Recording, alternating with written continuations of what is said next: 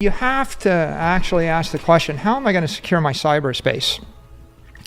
And I think that one answer, an important answer, is proof of work, right? And the cyber defense system, which is Bitcoin. If you think of Bitcoin as just money, you're thinking too small. Yes, it's money, and it's truthful money. But the reason Bitcoin is the hardest money in the history of the world is because it has integrity. Not because it's a computer system that uses energy. It's a system that was engineered to have integrity and to be thermodynamically sound, to actually manifest scarcity. And that integrity can be used for the root application of money and banking, if you will, especially money and monetary transfer. But there's a lot of other things you can do with it. And the other things have to do with integrity and veracity. And we call it the truth machine, not just a money machine. So, for example, on Twitter, an AI could generate 10 million fake Michael Saylor accounts. Could generate 1 million an hour. Or if and maybe I could try to block them all as fast as I could, but actually there are legitimate other people named Michael Saylor. There's 10,000 other people named Michael Saylor. Right? I'm just one of the Michael Saylors. Right? You could generate 100 million other accounts that aren't with my name, but just are interesting people. Now, should they get to participate in society? How do you stop that? Well, I mean, there's two things you want to do. One, the Nostr idea is I publish my public key and I have a private key, and I use my private key to sign my message.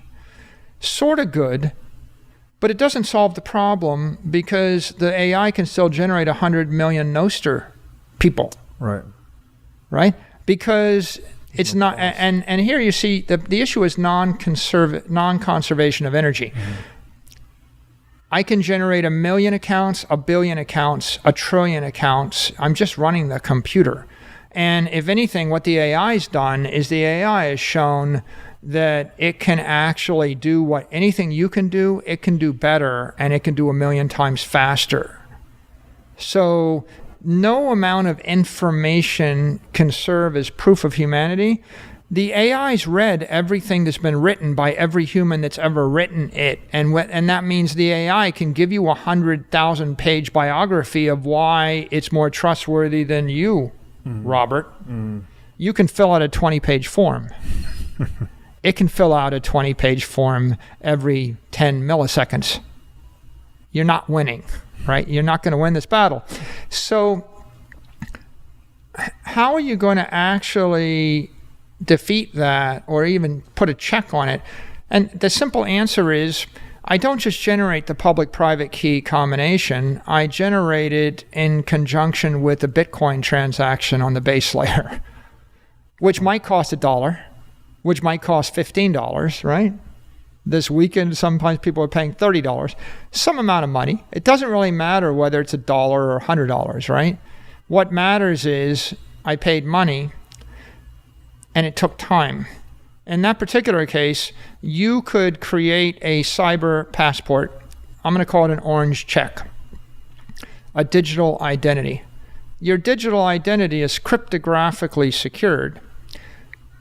The digital identity of Robert Breedlove might be secured by a single private key with a public key that's mated to it.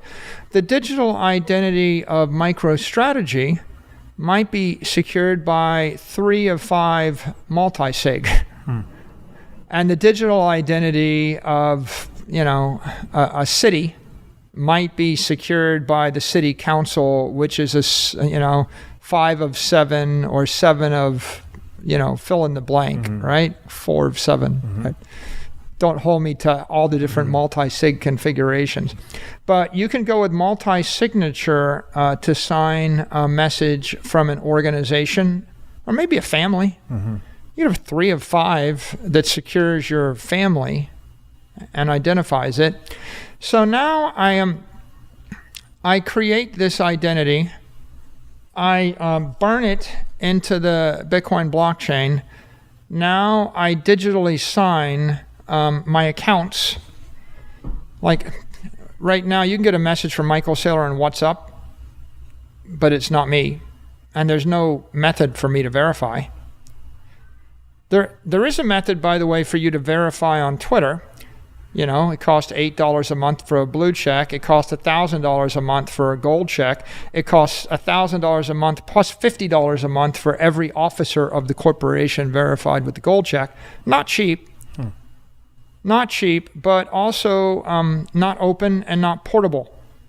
So regardless of whether you think that's a great idea, the problem is I can't take the gold check and use it on YouTube and use it on Instagram and use it on WhatsApp and Telegram and Office 365.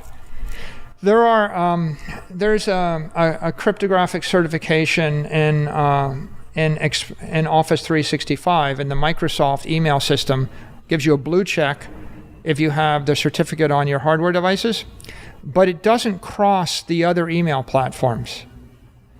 And sometimes it actually is blocked by other email platforms. So what you have today is you have a bunch of proprietary certifications that are unwieldy, expensive, not egalitarian, and they're not open, they're not programmable, they're not verifiable. And you have a bunch of cyber systems that are either not secure, they're fragile, or they're toxic. Some of them are just outright toxic. You can point to them and say there's garbage on them. Others are centrally managed and they're fragile because, you know, maybe the big tech company does a good job of squeezing people they think are scammers off their platform, but they also squeeze people that just have a different opinion from the power structure or the executive team, and they don't distinguish between those two. So they're very fragile in that regard. And when they squeeze you off their platform, you lose your identity forever in that space. You can imagine if you use an iPhone and Apple just X's your account. On the day you wake up and you find out that your account has been deleted, right? It's a problematic thing. There's no court order.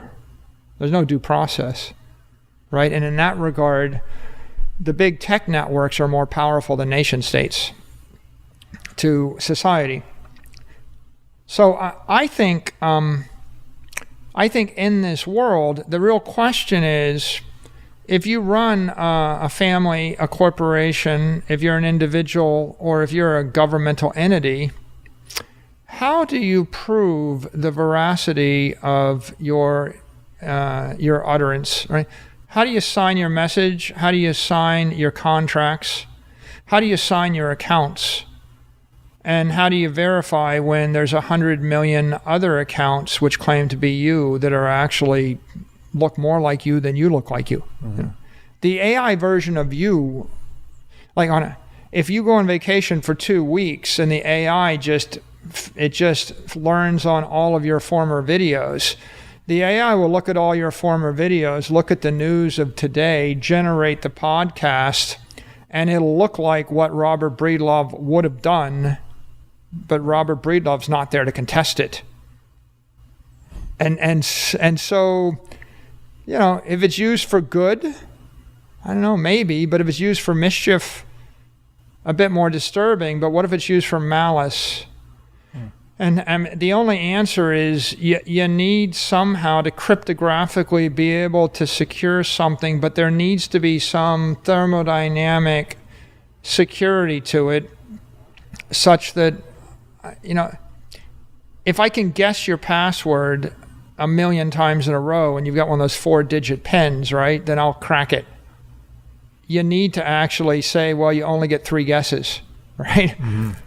That's friction in the real world, right? You can't move 1 billion trillion miles an hour in the real world because you will burn up, right? Not to mention the fact that it violates all sorts of laws of physics. There needs to be a real world sound barrier or light barrier, or else the universe doesn't work.